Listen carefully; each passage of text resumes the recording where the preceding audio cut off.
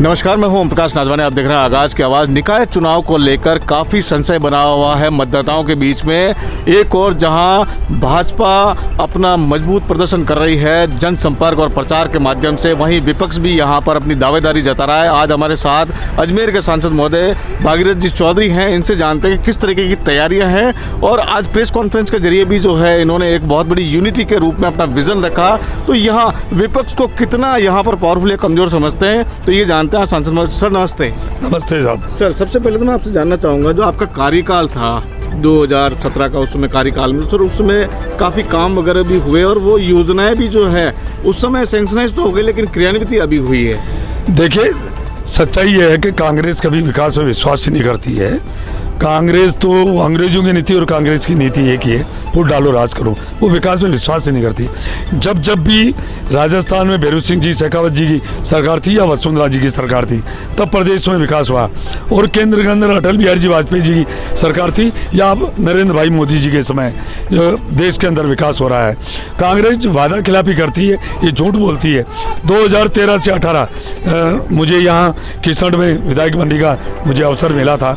मैं कह रहा हूँ एवरी डे 1 करोड़ रुपए का काम इस किसण विधानसभा क्षेत्र में हुआ, इस किसण नगर परिषद में हुआ।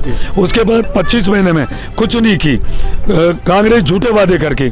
मुझे पता है 2018 में जब चुनाव थे और उनके राष्ट्रीय अध्यक्ष राहुल गांधी जी यहाँ आए थे, उन्होंने गिनती बोली थी 1 2 3 4 5 6 7 8 9 10। हमारी सरकार आते ही 10 दिन में हम संपूर्ण किसानों का कर्जा माफ कर देंगे। फिर उन्होंने कहा हम 10 दिन हमारी सरकार होते ही पूरे नौजवानों को, चाहे भाई हो बहन हो, उनके खाते में 3,500 रुपये बेरोजगारी भत्ता जमा कराएंगे। फिर उन्होंने एक वादा किया था कि यदि हम सत्ता में आ गए तो 1 नया पैसा बिजली का दाम नहीं बढ़ाएंगे। आज क्या हालत है? पहले 2 महीने में बिजली का बिल आता था, हर महीने आने लग गया। और अब तो बिजली के लाइनों में करंट नहीं आ रहा है, बिजली के बिलों में करंट आने लग गया। इसलिए आम जनता इस जो जन विरोधी कांग्रेस की सरकार है उससे बिल्कुल खफा हो चुकी है। 28 तारीख का इंतजार कर रही है।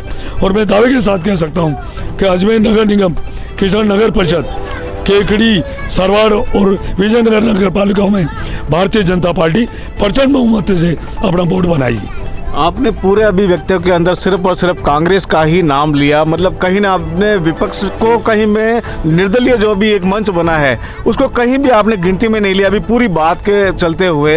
तो क्या आप उनको कहीं गिनती में नहीं ले रहे हैं या आपके कार्यकाल में कहीं? देखिए, कुछ नहीं है। पहले बात है उसको पूछो, उसके बाद कैंडिडेट नहीं है वो। तो आपको पता है कि भारतीय जनता पार्टी आज देश की नहीं पूरी दुनिया की सबसे बड़ी पार्टी है।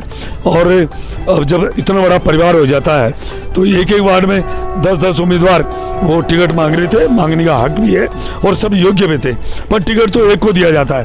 तो उनको फुसला के और उनको हवा देकर और वो अपनी तरफ लाने की कोशिश कर रहा है। उसके पास कुछ नहीं है। मैं तो कह रहा हूँ उसका कोई दीन ईमान नहीं है।